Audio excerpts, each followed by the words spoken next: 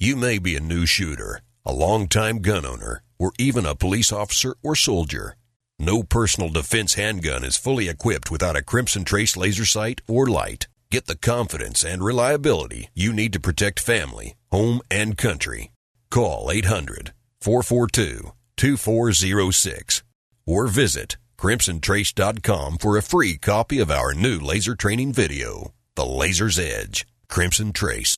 I'm a gun owner. Your views, advice, and questions are the driving force of Gun Talk. I don't think that guns are scary things. Visit us online at www.guntalk.com. Call Tom now at 866-TALK-GUN, 866-825-5486. Let us know what you think about the gun-related issues of the day. Now, back to Gun Talk. All right, back with you here, Tom Gresham. You can, of course, join us. You can also shoot me an email if you're shy, bashful, don't want to talk on the radio. Shoot me a note at tom@guntalk.com. Pretty simple. And you can be part of the show. You don't have to talk on the air, but we do like to talk with you. 866-TALK-GUN will get you in here. Now, remember back when we had the mass murder at Fort Hood, Texas? And people say, how could that happen? It's a military base. Why didn't somebody just shoot him? And got the answer. And then, of course, we had the shooting at the Navy Yard in D.C., and people said, how could that happen? It's a military base. Why didn't somebody just shoot him? And then they got the answer, and the answer is, well, it's because it's believe it or not, a gun-free zone. Believe it or not, members of the military are prohibited from having their guns on the military base. No one was there to stop the shooters.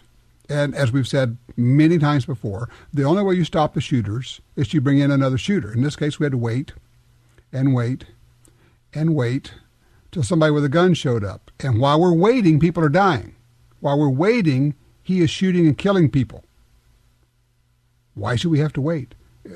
Of all places, a military base as a gun-free zone makes no sense whatsoever. At least not to me, and I'm sure not to you, and it did not make any sense to U.S. Representative Steve Stockman from Texas, who is doing something about it. He joins us right now. Representative Stockman, thank you for joining us. Thank you for having me. Tom, as always, your logic is very clear, and it's precise. Unfortunately, that's the reason you don't make sense in Washington.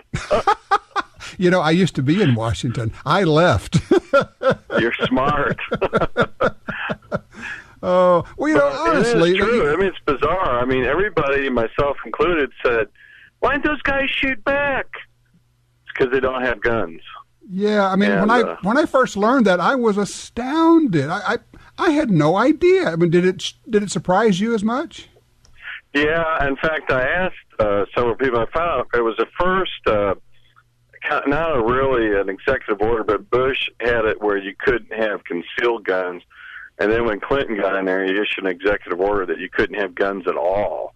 Mm-hmm. And that is just so moronic. We take these guys and train them to use a gun. We trust them to go on the battlefields to fight for our nation, fight for our families. But we won't let them defend themselves. It's just... This country, on a number of levels, is just so backwards. It's amazing to me. The logic is so far gone. Okay, so you have introduced a bill to do something about this. Tell me about this. Well, we introduced a bill, and I hope your listeners will contact their congressman, whether it be a Democrat or Republican, because I can't see anybody opposing this bill, but it's a bill which says to circumvent or counteract the executive order issued by President Clinton back in the 90s to say that nobody in the executive branch or the military can disarm a soldier on base. And the fact is that these two shootings that we know about in San Antonio in the Naval Yard would not have taken as many lives, because as soon as one of those gentlemen who yelled out Ali Akbar or whatever, there would have been a whole lot of guns shooting back at him, and it would have saved a lot of lives. Gun control takes life, and we believe in self-defense, and especially people that are trained to handle a gun. Go ahead. Yeah, I was just thinking about how these things come about, and we have to wait until somebody with a gun shows up. And we see this not just on the military bases, but everywhere, anywhere that people are required to be disarmed, you are requiring them to die as a means of waiting. And it's, not only does it not make sense, it is at its very core immoral to say, we are going to legally prevent you from saving your life. We're going to tell you that you must, and this is what the heart of it, you must die so that we can advance our political agenda. That's what's really going on. Yep. In fact, Mexico has some of the strictest gun controls, and last year they had over 60,000 people murdered. And in one town, they got so angry they actually got guns and started defending themselves, and ran the drug dealers and the mafia types out of the town. I don't want us to turn to Mexico or Chicago, which also has a lot of gun control. I'm from Texas, and I'll tell you what, our crime rate dropped when we started having what in other states called the castle doctrine. Yep. And it has eliminated a lot of people probably don't know this, but South America they come up north a lot of time in the United States and operate units that go into houses and steal, and it's a regular profession. And they're now skipping Houston and parts of Texas because they know their lives are at risk. People generally won't go into a place where there is a good chance they're going to get shot. Right. It's pretty simple. It's a really pretty simple equation. Now the bill is called the Safe Military Bases Act. It's H.R. 3191, and it was just introduced last month. H.R. 3199. I think it's 99. I think 3199. You're right. I messed up. It's 3199. So what are we looking for? You need co-sponsors? Do we need what do we need to do to make this thing happen? It's a great bill in that it shouldn't be controversial. I mean, you're siding with the military, and it just is common sense. So if you get your congressman, what they got to do is congressman will call my office or stop me on the floor, and they'll sign it. They'll sign a piece of paper, and I have to sign it and then submit it, and they get on the bill. And the more co-sponsors we have, the better. Now, if it's not taken up this cycle because the president's war on Republicans, then we'll have to bring it up again until it passes. I call that the war on America, but that's a whole different issue. Yeah, that's true. Now, in case people didn't catch it, we're talking with U.S. Representative Steve Stockman from Texas. Representative Stockman, I got another question for you. We were talking about this earlier, had a call, and it kind of gels with the same thing. We've got the Veterans Administration that is, at the behest of the administration, actively working to disenfranchise veterans and make sure that they lose their gun rights for life. If you say I'm on a particular medication, or if you say that I'm having PTSD, or I'm worried about things, they check a box on the form, and that goes to the FBI. When that veteran tries to buy a gun in a store, it's kicked out, and the FBI says, oh, I'm sorry, you're a prohibited person, and you can never get your rights back. Is there any way you can help with that? That's true. That's one of the reasons why we introduced a bill to stop that. We also, what we called, a little technical, but it's called blue slip in the gun bill. And this, people don't realize this, or maybe they do. When you start stripping rights from individuals if they come forward with some kind of problem after serving their country, then they're less likely to go seek help. This will have the exact opposite. And ironically, which we normally don't have psychologists on our side, there are a number of psychologists and psychiatrists saying this is a really bad idea to strip away people's Second Amendment rights, because then they won't come and seek out help. So, and that's happening right now. I mean, people. I talk to veterans. I say, look, I am no more going to tell them that I'm having a problem than the man on the moon, because my gun rights are so important to me that I am not going to risk that. So I'm just going to simply lie, and I'm not going to seek treatment. Now that's just wrong. Yeah, it's really amazing the number of freedoms, whether it's your cell phone, your gun rights, your phone records, your medical records. This administration is determined to turn us into a socialist paradise where you have no control of your individual rights, but the state has all power. And it's Orwellian when you see people running and they attack conservatives for doing that very thing, which is really odd. I got attacked for, quote, wanting to invade people's homes. I said, I am not the one advocating that. It's our current administration that's doing it.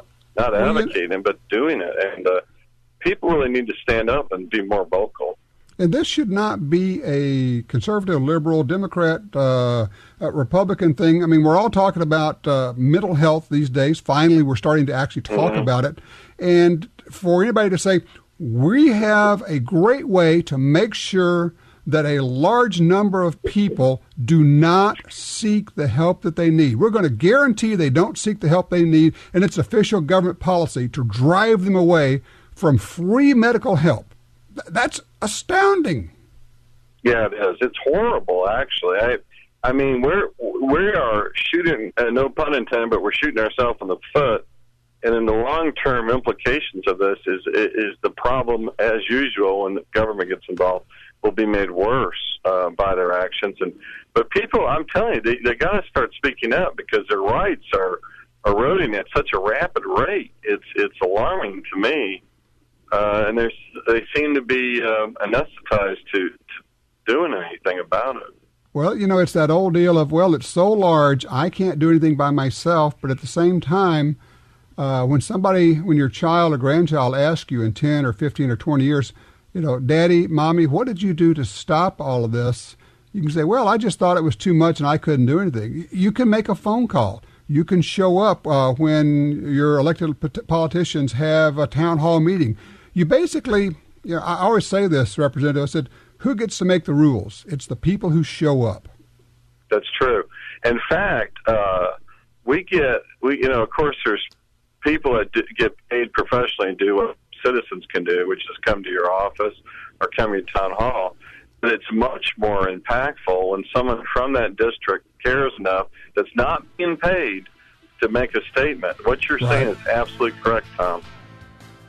Well, I tell you what, we've all got to get involved. We've got to make the calls. We've got to show up because nobody else is going to do it. It's up to us. We are the bottom line. And Representative Stockman, thank you so much. This is a great bill. It's called the Safe Military Bases Act. It's H.R. 3199. Need people to contact all of the representatives and say, look, I need you to sign on. I don't care if you're a Republican or Democrat. This is good. This will save lives. Would you keep us posted on the progress of this? You bet, Tom. I appreciate your listeners getting involved and helping me out. Absolutely, will do. All right, you take care. All right, open lines for you. 866-TALK-GUNS, 866-TALK-GUN.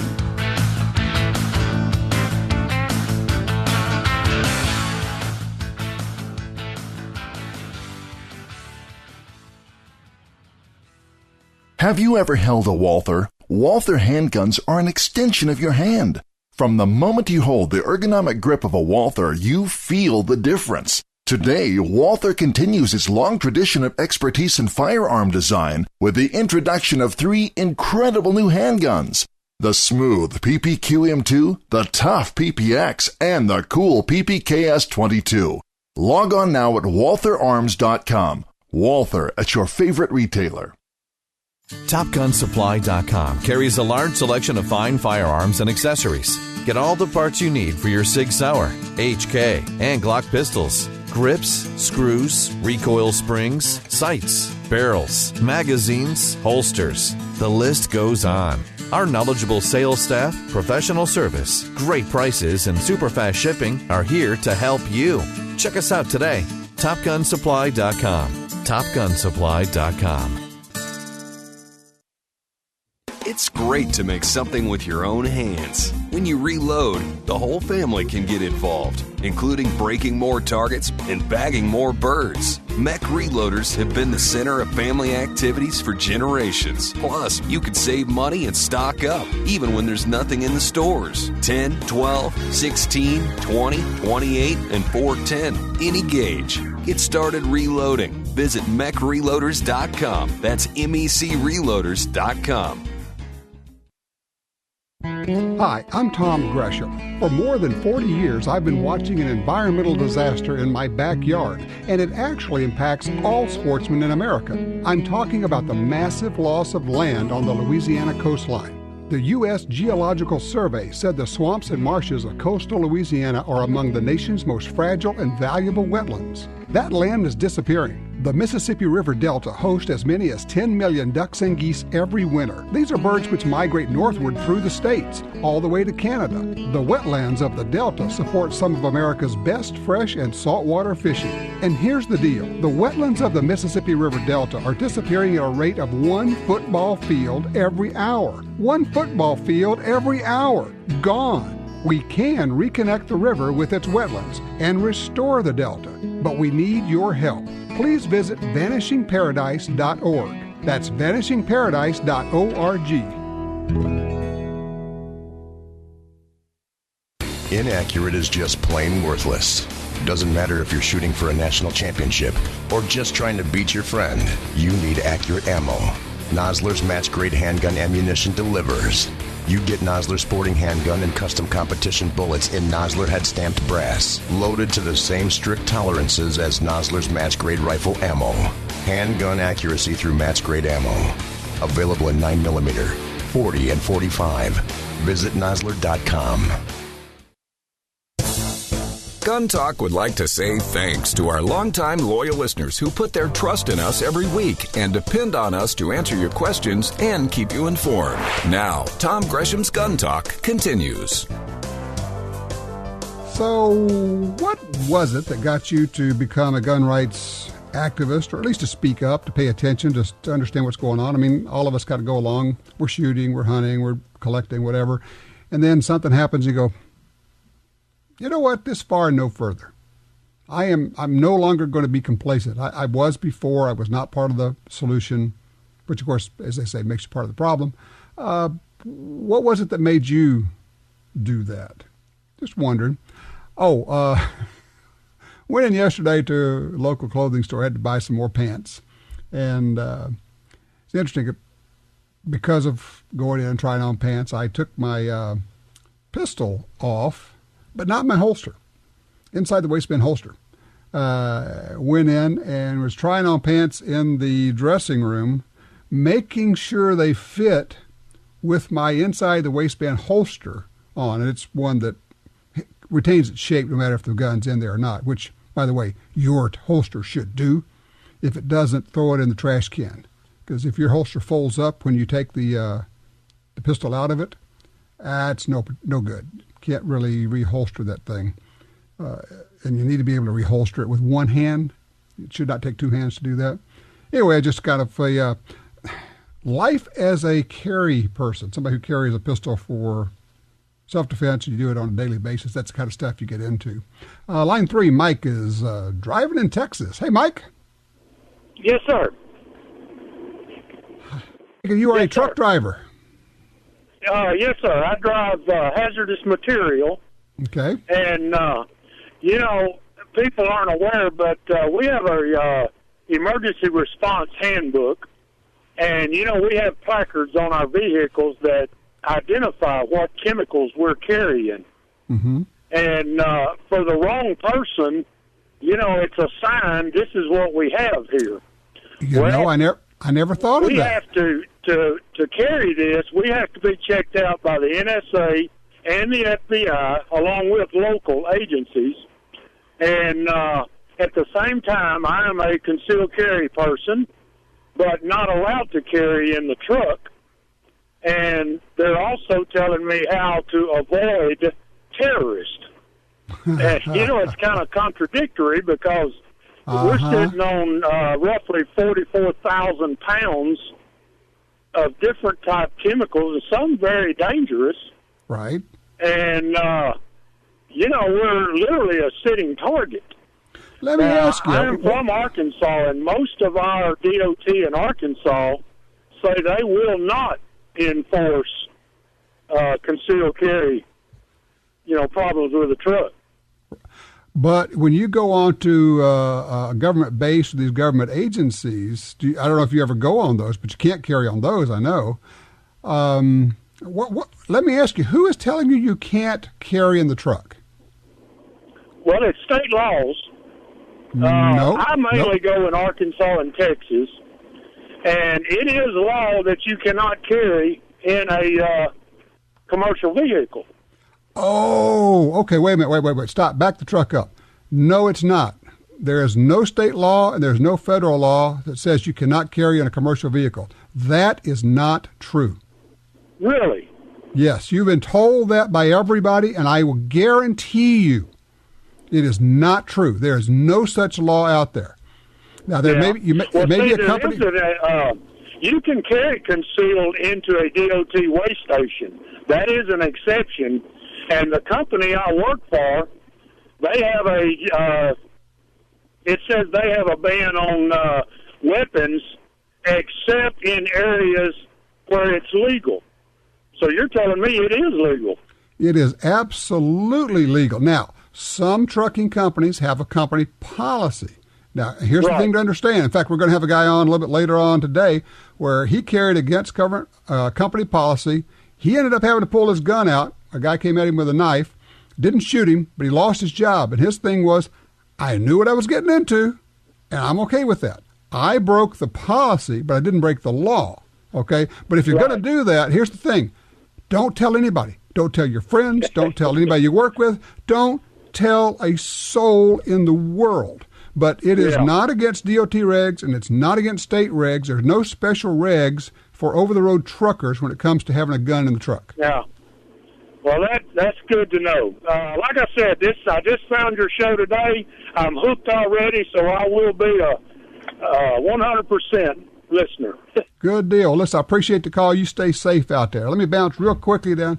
Ray in Wyoming, tell you what, I'm not going to have time to get you. Don't go anywhere. When we come back, I'm going to get you in before we get our guest on. I don't want to shortchange you. Ray wants to tell us what made him start paying attention to gun rights and politics. Love to get your thoughts. In fact, if you got a note, if you can put it into a short note, throw it up on Twitter. Over on Twitter, I'm at Gun Talk, and I'm monitoring that as we go along. You can shoot me an email, tom@guntalk.com.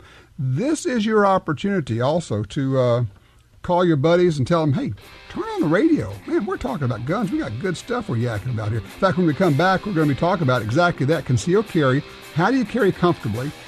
There's a part of the system that a lot of people miss, okay?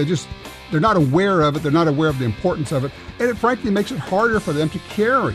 And if you get it figured out, you should be able to put on a gun at 7 in the morning and take it off at 10 in the evening and be comfortable all day long. One of Talker Magazine's 100 most important radio talk show hosts in America. You're listening to Gun Talk, heard every week at this time on great radio stations across America. Stay tuned. Gun Talk is coming right back.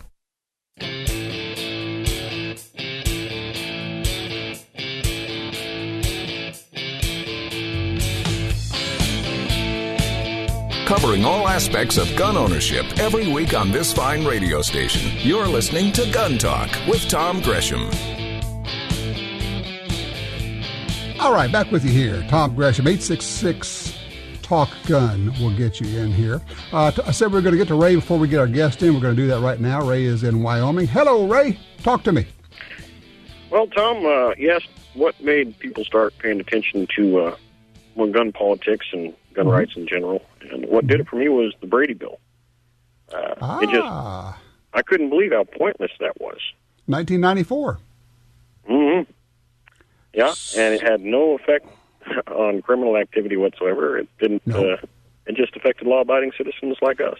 And it required a background check and a waiting period. And then, of course, as a result of that, we ended up, trying to make lemonade out of lemon. So we, on the gun side, pushed for the instant check, because before that we were having to wait 5, 10, 15 days after you want to buy a gun before you could actually get your gun. So the instant check was better, but that too is equally ineffective, pointless, worthless, expensive, and a huge intrusion on your rights. So way back there in 94, so what did you do? I mean, how did that change you?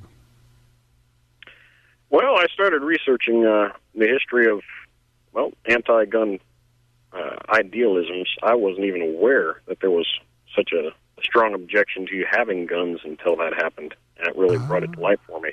Mm-hmm. And along with that Brady Bill, they banned a heck of a lot of guns for no good reason other than cosmetics. So it looks dangerous. It looks scary. The Clinton gun ban, yes. that was hand in hand.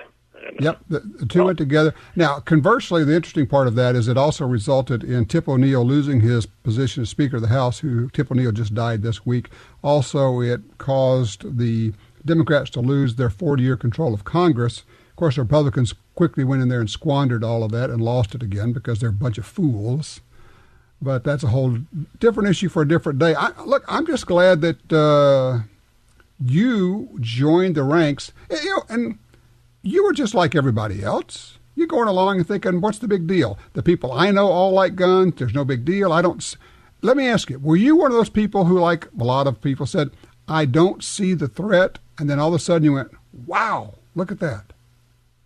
Oh, yeah. Yeah, I didn't really see the point in joining the NRA. I didn't see the point of paying attention that closely to what politicians did after you elected them. I thought, well, he seems like a good guy. You elect him. You go through life at one stage, and you just don't pay attention to the right things. You don't pay enough attention to the right things. And then something like that happens where it impacts your lifestyle or your rights and makes you wake up. And didn't you find that once you had your wake-up call, all of a sudden you saw it everywhere, and you're thinking, wow, I had no idea. Yeah, it's kind of like an invisible war. You're just not even aware it's going on all around you. It's been going on for decades. I mean, it's not new that, it's not a new idea in trying to get rid of gun Okay, rights. Ray, I'm just notifying you now. I have officially stolen your phrase, the invisible war. Consider that stolen. I got it now. That's a great way to put it. That's exactly what's going on. Hey, partner, listen, I really appreciate the call, and thank you for sharing that with us. I got to scoot, but that is a great way to put it. The invisible war, until you wake up, you don't even know what's going on. Thanks so much. Now, I mentioned earlier that when you get into concealed carry, you need a whole system. But part of the system that seems to be, people say, well, I'm going to go get my gun. Great. Now I need a holster for it. Great. But they leave out that other part. And I want to talk about that as well as holsters with Trent Cooper from CrossBreed Holsters, one of our great sponsors and makers of terrific and comfortable holsters. Hey, Trent, how are you? I'm good, Tom. How are you, sir? I am good. It's funny. I'm glad we're able to talk about this because I have run into this time after time with people who say, well, it's just not comfortable. I don't like wearing a gun. I just can't find a gun. And I say, well, what kind of a belt are you wearing? And it's kind of like you just smack them in the face with a fish or something. They go, it kind of turn and look at you like, well, what a stupid question. What do you mean? What kind of a belt am I wearing? I said, well, if you don't have a good belt, nothing else is going to work. I mean, what do you guys see? We get that question every single day, Tom. We'll get somebody to call in and say, listen, I'm having trouble. My gun's flopping around on me. It's not staying steady. And that is the first question we ask them because there's a lot of people that don't understand that we have belts out there. Of course, it's on our website. And they can see them when they're ordering the holsters. But again, they just don't think about that. And especially new people coming in to carry, they don't think about that belt. And it is a very important part. I've had people tell me that they're wearing a 1/4-inch dress belt with their holster, and it's just not holding it up there. And after we went through the process, after we've got them a belt, especially from CrossBreed, they call back. We get a lot of callbacks and say, listen, thank you. I can carry comfortably, and I can carry, knowing that nobody is seeing that. Well, and one of the things that we need to kind of explain what happens if you can have a really good, comfortable holster, and CrossBreed makes good, comfortable holsters, but if you don't have a good belt, it will tilt, I guess. A lot of times what happens is the butt of the gun, the top of the gun, is top-weighted. It starts leaning out away from the body. Now the bottom part is digging into you. Now, of course, it also becomes harder to conceal because now you got this gun kind of hanging out there somewhere. And also it's sliding forward and backward, and it's rubbing against you. Essentially, it's not working. And I want to go to a point that I want to make sure to make here. It's not about how wide the belt is. You do need a certain width. But you can't normally go into a local clothing store and just buy a wider belt, and that works either, can you? No. Most of those belts you find at a local clothing store, they're very, very thin. It's not so much about the width. We sell 1 1/4-inch wide belts. We sell 1 1/2-inch wide belts. But the key to our belts are they're about maybe just a little over a quarter-inch thick. Now, that varies from belt to belt, obviously, very minutely, but a little over a quarter-inch thick, and that's what you're looking for. You're looking for that good, heavy, sturdy belt to hold that gun in place. The more you hold that gun in place, the more comfortable you are carrying. And when I say comfortable, the more less conscious you are about it, I guess you might say, because it becomes, with a CrossBreed Super Tuck and a CrossBreed belt, it becomes a part of your body, and you know it's there, you know it's stable, you know it's sturdy, and you know it's ready for you at any time. It's interesting. I talk to people, and I say, look, they say, well, do you carry all the time? And I know what they're thinking. They're thinking, do you carry when you go out of the house? I say, here's what you need to understand. When I put my pants on in the morning, I put on a gun. And it's there until I take my pants off at the end of the evening, including when I'm in my house when I'm walking around. I simply have a gun on when I'm wearing pants. And that's the kind of comfort you have to be able to achieve, because if you don't, then you start picking and choosing when you'll carry, don't you? Exactly. Yeah, exactly. Once you start carrying and once you find out a comfortable holster, a comfortable belt, and get in the habit of it, it's like putting on your watch every morning. If you don't put on your watch, you go through the day and go, wow, where am I? I just came back from Illinois, went over to see my sister retire from the Air Force after 27 years. Cool. Congratulations to her. But obviously going into Illinois from Missouri, I was a little bit lost. Yep, so, couldn't carry. No, you could not. So no. Spent 2 days over there and couldn't carry over there. And it, like I said, it becomes a part of your body. It becomes a part of your lifestyle. And once you find that, I'm going to go ahead and say it, that perfect CrossBreed Super Tuck holster and that belt, it becomes a part of you. All right, so to find out more about the belts you guys have as well as the holsters, they go to CrossBreedHolsters.com? Absolutely. CrossBreedHolsters.com. And I just cannot stress enough, people, you got to have a good holster, and that's true, but none of that matters if you don't have a good belt. Spend the money, get the good belt. The other thing is it will last about 4 or 5 times longer than the belts you've been using already, right? Definitely, yes. All right. Trent, thank you so much. I appreciate that, spelling out the importance of, it's the foundation of the whole system. If you have the right belt, then you can have the holster works and the gun works and you can have the mag pouch and the whole thing works. So get a good belt. Thank you so much, guys. And tell everybody back at the plant hello for us. Will do. All righty. All right, 866-TALK-GUNS, or actually it's gun, 866-TALK-GUN. You can shoot me an email, tom@guntalk.com. We're open lines now, asking a couple of questions. One is, did you go through the process of having a crummy belt? Did you end up with a good belt? What was the difference? And also, when did you figure out that gun rights was important? When did you have that epiphany and what worked for you? 866-TALK-GUN. We're Americans. More specifically, South Dakotans. Gun aficionados, ballistics geeks, and inspection ladies who can sense and then find the tiniest of flaws. Because of their nitpickiness, zeal, and grit, evident through every part of our production process, we're counted among the finest in the world. We are Black Hills Ammunition. From the time Sam Colt created the gun that won the West, Colt handguns have set the standard. Today, that single-action Army revolver is still available, showing craftsmanship known worldwide. The 1991 series of autos continues the legacy started by the world-famous Colt 1911. And the new polymer Mustang XSP breaks the mold when it comes to concealable lightweight pistols. To see more, go to coltsmfg.com. Colt, the legend continues.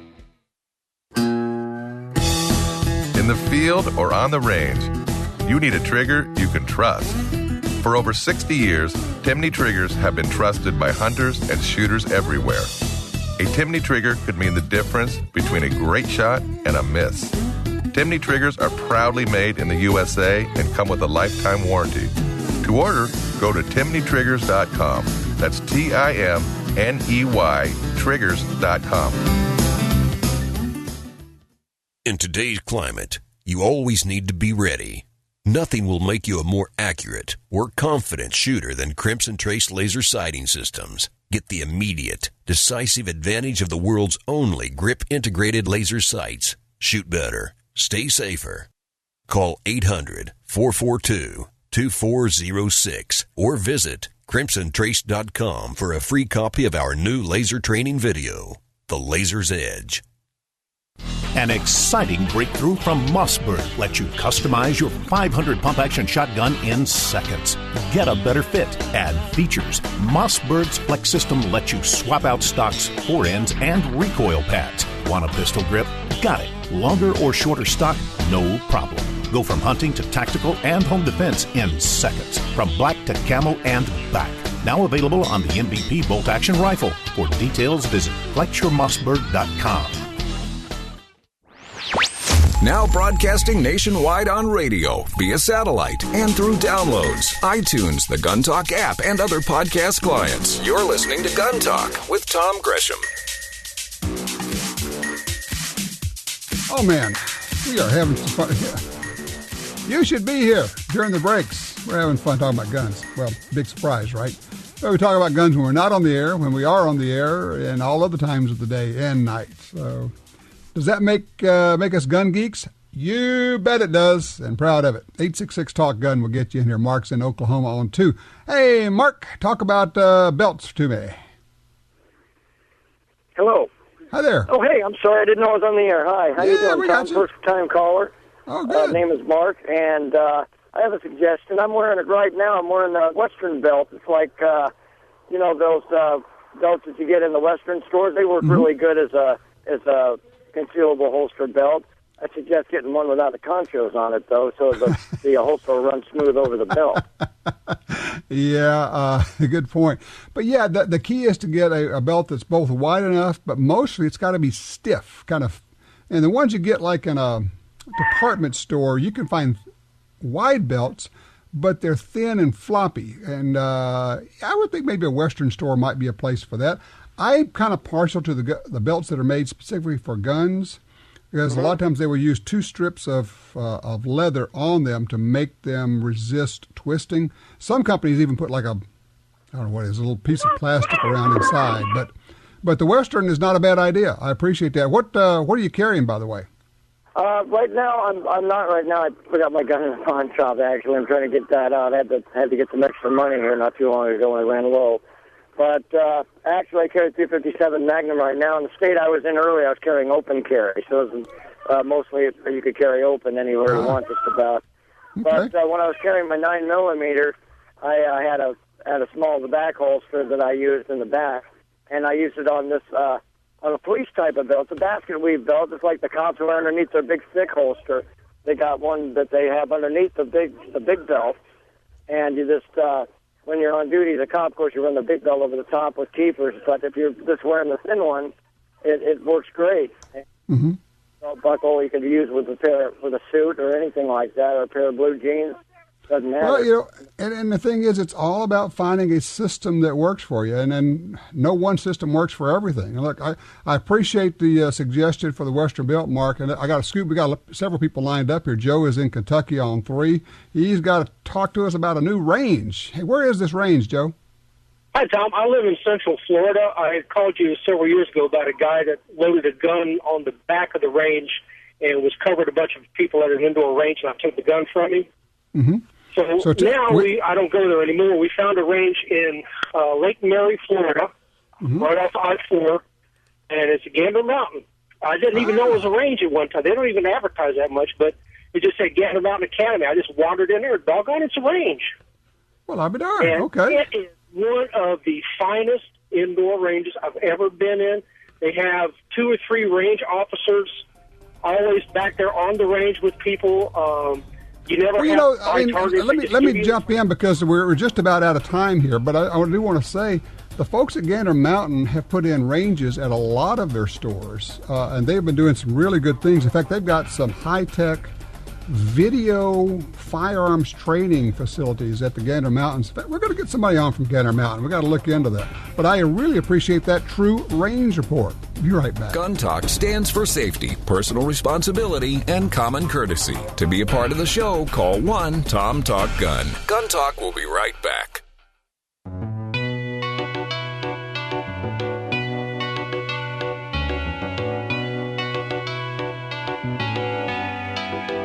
Gun Talk would like to say thanks to our longtime loyal listeners who put their trust in us every week and depend on us to answer your questions and keep you informed. Now, Tom Gresham's Gun Talk continues. First of all, a correction. Thank you very much for our sharp-eared listeners. I said it was Tip O'Neill who died this week. Obviously, that was not correct. It was Tom Foley, former Speaker of the House, Tom Foley, who lost his position as Speaker when the 1994 sweep came in, lost it basically because of the Brady Bill and the Clinton gun ban. Not Tip O'Neill, so my apologies for that. Brain fade, it works everywhere. Line 1, Bob is with us, Warrenton, Oregon. Bob, talk about the Glock. What's up? Yeah, thank you very much. I have 4 handguns, and I don't have a Glock. And they have talked about, and I have heard that law enforcement uses a lot of Glock pistols. And 2 questions about it. Why do they choose the Glock? And the other question I have is I'm interested in a concealed carry Glock, maybe a 9mm or some such. Well, the reason that law enforcement uses the Glock a lot is because Glock has a really good marketing program to law enforcement, almost to the point of practically giving them away to law enforcement. And then I'm not sure where they're making their margins, if it's on parts or service or something along those lines. But there's a very interesting book about Glock. It was written by Paul Barrett, came out, I believe it was last year, talking about how they developed that and how they got it into law enforcement. But it's a marketing plan. And truthfully, look, it's a good gun.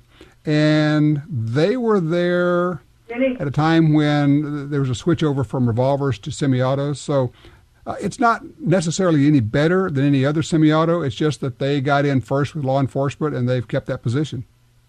I see.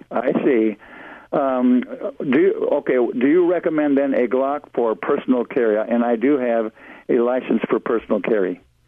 I think a Glock is an excellent choice. I think there are a half a dozen or more equally good choices. Smith, Springfield Armory, Ruger, pick several of these major manufacturers, Carr, a number of them out there. Essentially what you got to do is here's what I would say. Don't worry so much about the brand. Pick any of the good brands. Find one that you like. It fits your hands. You say, I like the looks of this. I like the way it feels. When I pick it up, my hand just says, man, that's a good gun. That's the one to buy because everybody's making good stuff now.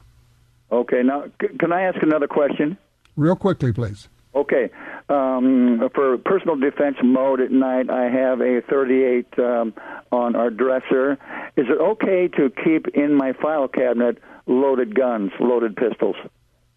Okay with me, as long as you don't have, nobody else has access to them. If you have any kids or house cleaners or anybody else who comes in, no, don't leave it loaded in there. But if you're the only person around, you can leave it loaded in there if you want to. Okay, well, that's good. That's good. I appreciate that. Absolutely. I appreciate that. We're going to go to another Bob in Portland, Oregon, line 2. Bob, I have 1 minute exactly for you. Go.